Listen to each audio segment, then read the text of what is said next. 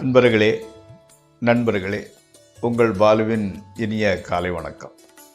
இன்று 13/8/2024, அதாவது ஆடி மாதம் 28ஆம் தேதி, செவ்வாய்க்கிழமை. அஷ்டமி திதி 9:32 வரை, அதற்கு மேல் நவமி திதி. விசாக நட்சத்திரம் 10:44 வரை, அதற்கு மேல் அனுச நட்சத்திரம். ராகு காலம் சாயங்காலம் 3லேருந்து 4:30 வரை. யமகண்டம் காலையில் 9லேருந்து 10:30 வரை. நல்ல நேரம் 7:45 to 8:45, 4:45லேருந்து 5:45 வரை. சந்திராஸ் நீங்கள் அணிய வேண்டிய உடையின் நிறம் சிவப்பு. தவிர்க்க வேண்டியது பழுப்பு colour, dark and shadow, double colour, அந்த மாதிரிப்பட்ட துணி. சாப்பிட்றது கீரை, வாழைக்காய், கொத்தவரைங்காய், இதில் ஏதாவது ஒன்று சாப்பிட்டுக்கலாம். சந்திராஷ்டமம் மேசராசிக்காரங்களுக்கு. இப்போது நம்ம பார்க்கக்கூடியது புதன் 7ஆம் வீடு 8ஆம் வீட்டில் இருந்தால் அதனோட பலன்கள் எப்படி இருக்குங்கிறத பார்க்கலாம். இப்போது 7ஆம் வீட்டில் புதன் இருந்தால் அவர் ரொம்ப சாமர்த்தியமுடையவராக இருப்பார். சிறு வயதிலேயே படிப்பில் ரொம்ப பிரகாசமாக ஜொலிக்கக்கூடியவர்.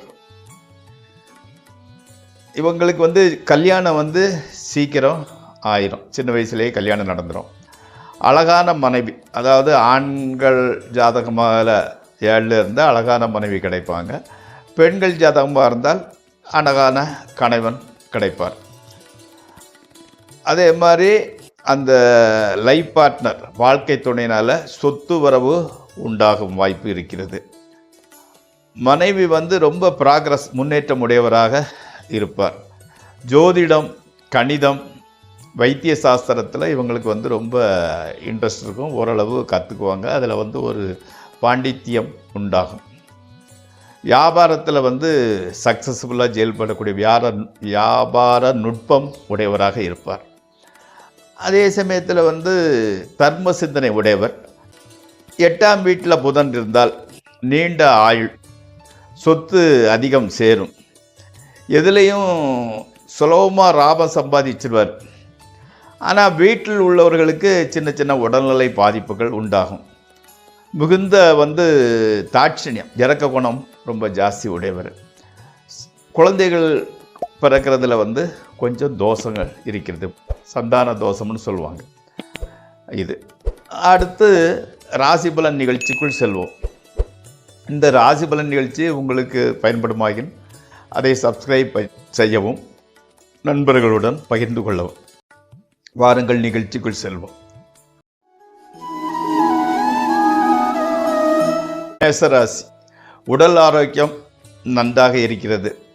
குடும்பத்தில் மங்களகரமான நிகழ்ச்சிகள் நடைபெறும் வாய்ப்புகள் இருக்கிறது. புதிய ஜீவன் குடும்பத்தில் சேரப்போகிறது. பொருள் வரவு நன்றாகவே இருக்கிறது. ட்ரேடிங் செய்கிறவங்களுக்கு ஓரளவு லாபம் கிடைக்கிறது. தொழிலில் மன நிம்மதி, முன்னேற்றம் உண்டாகிறது. அடுத்து ரிஷபராசி. பணவரயம், வீண் அலைச்சல் உண்டாகின்றது. ஆனால் மனைவி, மக்கள், உறவினர்கள், நண்பர்கள் எல்லாருமே ஆதரவாக இருக்கிறாங்க. அவர்கள் சமயத்தில் உதவி கூட செய்கிறாங்க. அதாவது புதிய நண்பர்கள், உங்களோட ஸ்டாண்டர்டை விட கொஞ்சம் உயர்வு நிலையில் உள்ள நண்பர்கள் அறிமுகம் கிடைக்கிறது. அவர்கள் மூலம் பண உதவியும் கிடைக்கிறது. அடுத்து மிதுன ராசி. மங்களகரமான காரிய சம்பந்தமான செலவுகள், சுப செலவுகள் ஏற்படுகிறது. ட்ரேடிங் செய்வதை தவிருங்கள். மேல் அதிகாரிகளை நம்பி எந்த காரியத்திலும் இறங்க வேண்டாம். காலை வாரி விட்டு விடுவார்கள். அதாவது தொழிலில் மன அமைதி இல்லாமல் போயிடுது. லாப நஷ்டங்கள் செகண்டரி, மன அமைதி முக்கியம் இல்லையா? மன அமைதி இல்லாமல் போய்விடுகிறது. கணவன் மனைவி உறவு மட்டும் நன்றாகவே இருக்கிறது. அடுத்து கடகராசி. கணவன் மனைவியரிடையே இருந்து வந்த மனத்தாங்கள் கொஞ்சம் கொஞ்சமாக குறைஞ்சிருது. பாராட்டி வந்தவர்கள் கூட பகைமை பாராட்டி வந்தவர்கள் கூட நண்பர்களாக மாறிவிட்டார்கள். பணவரத்து நன்றாகவே இருந்து கொண்டு இருக்கிறது. கடன் தொல்லையிலிருந்து தற்காலிகமாக விடுபட்டுருதீங்க. பதவி உயர்வுக்கான வழி தென்படுகிறது. அடுத்து சிம்மராசி. தொழிலில் கொஞ்சம் மந்தமாக தான் போய்கிட்டு இருக்குது. உத்தியோகத்தில் ஒரு செக்யூரிட்டி இல்லை. அது மனசுக்கு கொஞ்சம் கவலையை கொடுத்துக்கிட்டு இருக்குது. கணவன் மனைவி உறவு ஓரளவு பரவாயில்லை. புதிய வாகனம் அல்லது நிலம் வாங்குவதற்கு வாய்ப்பு கிடைக்கிறது. அடுத்து கன்னிராசி. திருமணம் ஆகாதவர்களுக்கு திருமணம் நிச்சயமாகிறது. கணவன் மனைவி உறவு மகிழ்ச்சி அளிப்பதாக இருக்கிறது. கடன் தொல்லைகள், குடும்பத்தில் உள்ள குடும்ப பிரச்சனைகள், அதில் உள்ள கவலைகள் அனைத்தும் தீர்ந்து விடுகிறது. ட்ரேடிங்கில் கூட ஓரளவு நல்ல லாபம் கிடைக்கிறது. அடுத்து துளாராசி. நெருப்பு, ஆயுதம் போன்றவற்றினால் காயங்கள் உண்டாக வாய்ப்பு உள்ளது. பணத்தட்டுப்பாடு கூட கொஞ்சம் அதிகமாகவே இருக்கிறது. மனைவியுடன் எச்சரிக்கையாக பேசாவிட்டால் அது அவங்க வன்மம் வச்சுக்கிட்டு தாங்க உங்களுக்குள்ள விரோதங்கள் ஏற்படும். அதே மாதிரி ஆஃபீஸில் கூட வேலை பார்க்குறவங்க, அதிகாரிகள் எல்லாருமே உதவியாக தான் இருந்துக்கிட்டு இருக்கிறாங்க. அடுத்து விருச்சகம். குழந்தை பேர் இல்லாதவர்களுக்கு குழந்தை பாக்கியம் உண்டாகிறது. செலவும் மிகவும் அதிகமாகவே உண்டாகிறது.